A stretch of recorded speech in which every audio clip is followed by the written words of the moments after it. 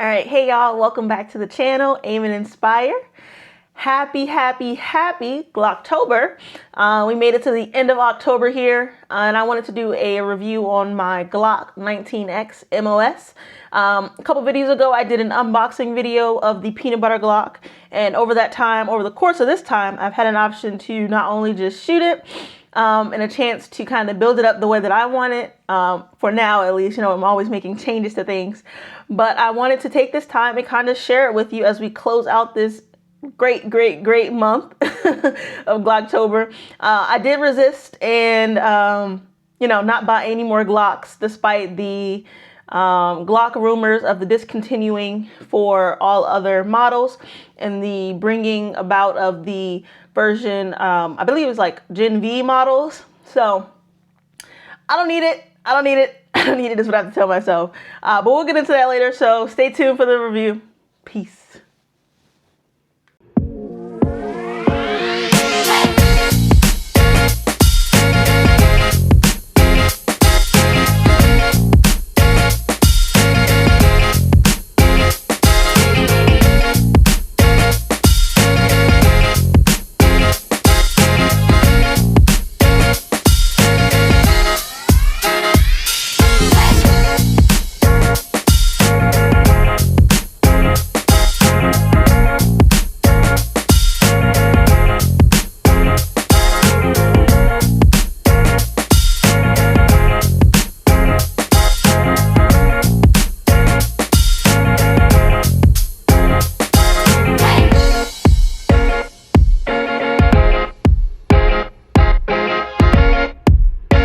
Alright guys, so as you know, we'll be doing a review on the Glock 19X MOS that I have here, the peanut butter FDE colorway.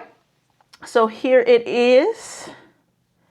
This is the build I have so far. And we'll go ahead and do a clear check before we go any further. So the mag is clear. Chamber is clear. Fire in a safe direction. Cool. Take that time to get a little trigger reset in. All right, so let's start with, if you didn't watch the other video, feel free to go ahead and watch that review breaking down the unboxing and a little specs about the Glock 19X. So this Glock 19X has suppressor height sights. This is like the in-between between the Gen 4, Gen 5, because it has the back serrations, but it doesn't have the front serrations here. In addition to the basics that came with the firearm, I added some grips by Handle It Grips, and this here is their edge texture. It's a mixture between, I believe it's the rubber and the sandpaper. It is a great mix. It gives you a great grip. So it came with it for the actual pistol grip. It also came with coverings for the ledge, and then it came with coverings for one mag, which is pretty cool. I absolutely love it. It allows me to kind of maintain a good grip despite, maybe moist hands, depending on the weather, circumstances, you never know. And then for the optic, I chose the Siley Wolf G EDG. It's a drop proof enclosed. So as you can see, it's enclosed. And it's also a green dot. So my eyes work better with green dots, but I have no hate against red dots. I do believe that if you practice with it, you'll make it work. So, but I do. If there is a green dot option, I will get the green dot. So I did want to try the green dot for this one. I do like it because right now this is my home defense weapon. Sometimes I do run it in like trainings at the range. I might even do appendix draws for competitions, things like that. I thought about doing, and I did want something enclosed that can withstand the elements, the paces that it will be put through, things like that. And so far, this optic has really hung in there, and it's done great. I did mark the screws, and as you can see, they have not moved. So that's super awesome, because I've had other issues with other firearms when they have a plate on them, that the plate tends to move or loosen the screws of the optic, and it just, no matter how many different screws I try, no matter how tight I do it, how many times I do the line, like the line will be here and it won't even move, but it's shaking. So I'm really happy to see that this is standing up. I've had it for a couple months now, so that's awesome. Next, we'll move on to the light. Like I said, this is my home defense option here on the bedside. So I have the Streamlight TLR1 HL, and we'll go ahead and test it out. On the left side here, if you're right-handed and you are shooting, you'll be able to activate this with your support hand. So you just kind of tap it. It's a party in here. Anyway, and on the other side, when you're shooting, your dominant hand is your right hand. You can actually just turn it on like that as well.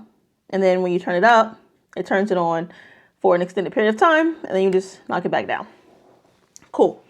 So, and there's a clear theme here, pretty much FDE, FDE. The only thing that isn't FDE is the Optic, as I wanted to try to test it out on this pistol for now. And it's great. It's held up very, very well, and it is enclosed. But because I will sometimes run it for competitions, I don't know if I want to try out the new O-Sight X, which is their competition version optic. I've heard good reviews about it. It is a larger size window, similar to that of the Holosun 507C. And I believe that one is, if not the same size, it's very, very close by a couple millimeters.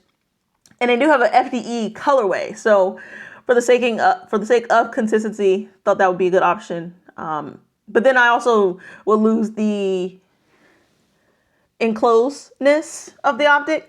So just something to think about. It's not a big deal at all, honestly. The more you practice with it, of course, the better you'll kind of understand and flow with your firearm. So I just wanted to show you guys this build I've finished doing. I absolutely love it, love it, love it. And I'm looking forward to continuing running it. I did mention I was using it for range day trainings as well as appendix carry. So I want to show off a few of the holsters I got from QVO Tactical. Video's not sponsored. I just wanted to kind of share some of the holsters that I've enjoyed. I absolutely love. And when you find good products, it's good to kind of help others find good products, because I know there's so many different companies out there making holsters. And sometimes if you don't know or don't do the research, you might have a bucket full of holsters. Now, granted, I still have a bucket full of holsters because they're different colorways, designs, different use cases. But nonetheless, some didn't really fit what I needed because I didn't know what I didn't think I knew at the time, you know. So anyway, this is my appendix holster. So you have your firearm here and your mag here. So let's go ahead and set this up. So if I am holding it like this, actually, so that's another thing I mentioned. This holster, I don't run this with a light. I don't run this with a light. Now you're like, Michaela, why? You should probably be training the way you're gonna supposedly defend. Yes, you are completely correct. Now, remember what I said earlier about not fully knowing the use case of your device or firearm prior to purchasing? Well, yeah. And even after I knew, I didn't purchase it with the light because, I don't know, silly me. I do need to then get another one with a light if I choose to run it that way. However, for the time being, this one doesn't have a light. So I took off the light. This is what it looks like with the light taken off. Cool. So perfect fit. They do have retention screws here for you to adjust. This is their wing that allows you to, they call it a discrete wing. So when you're running appendix, it gives it a little bump out so it doesn't make it too obvious. And then for the mag.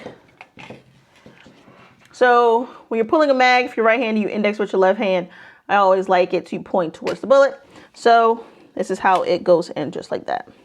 Same, great retention. There's also retention screws on here. Now this one is the Wingman Flex.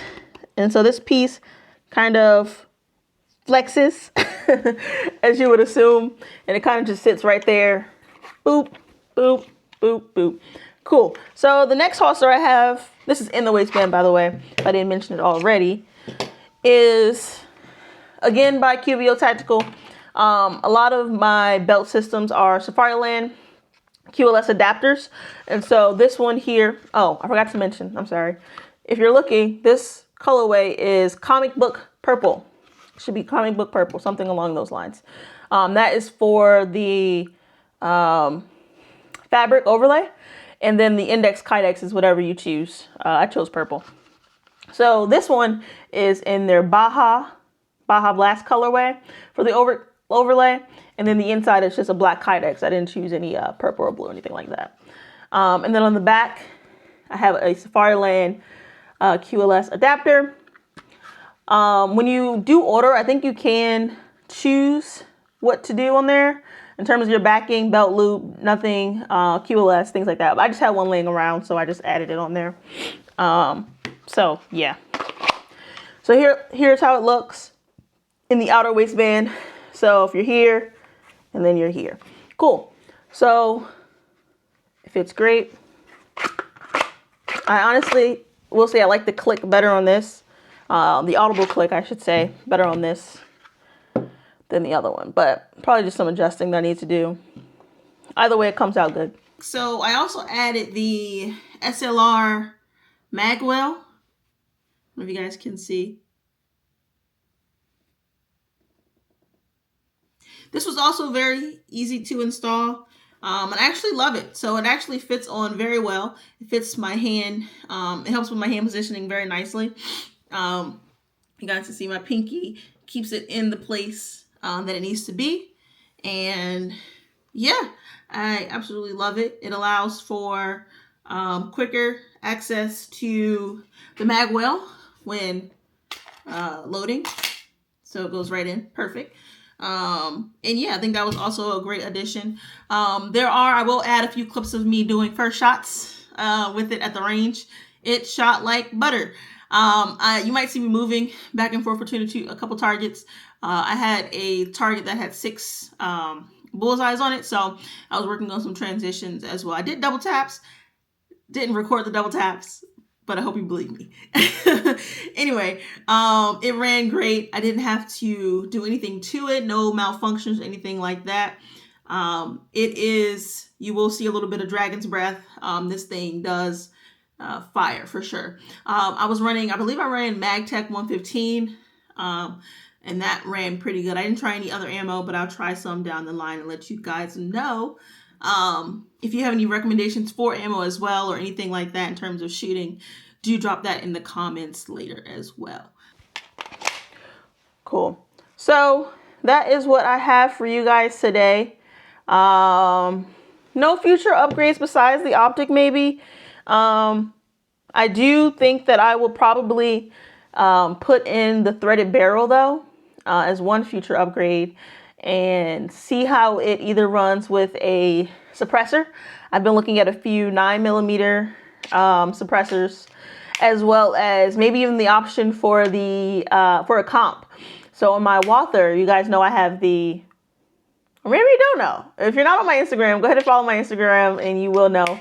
But for the Walther, I have the Parker Mountain Machine compensator. And then for my Glock here, I'm hoping to either try the Radian ramjet afterburner that you would need for the compensator. So that is the compensator, but you would need it for the threaded barrel. And it's actually much easier to install than the Parker Mountain Machine one, I've been told. And it looks like it, honestly, because I actually had to have my gunsmith install my PPM.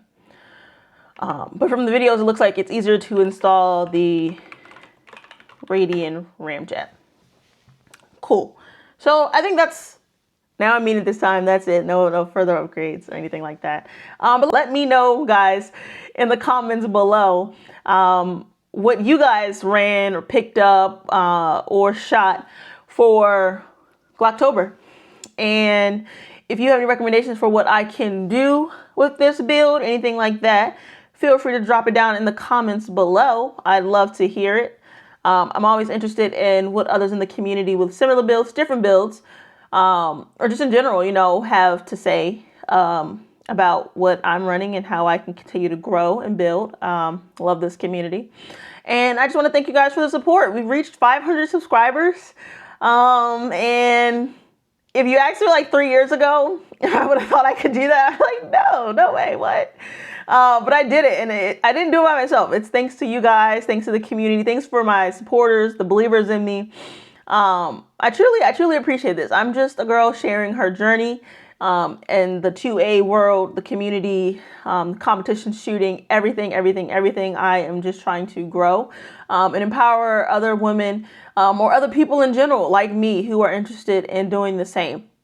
Because believe it or not, I started off not even looking at a firearm, not even thinking, just only thinking like, you know, that was for people in the forces, things like that. And didn't think of it as a hobby really, until, you know, life changes and I got into it and for protection. And little did I know, here we are. It's a whole hobby. It's very addicting. Can't stop. I don't know if you guys can see back there. Where are we? Oh, there we go. Right there against the wall. That is my first rifle build. So I will have a video coming on that soon. I don't think you can see too many details from it. But look out for that. I built my first rifle, and again, if you asked me 3 years ago, I would have been like, I did what? So I do appreciate all the help out there, all the fellow YouTubers. YouTube University is amazing. And just the people around me that have also helped me through this as well. So thank you guys. Hope you enjoyed the video. Again, feel free to reach out in the comments. Let me know. Let's chat. I do want to grow together. And yeah, remember to stay tactical, stay graceful. Peace.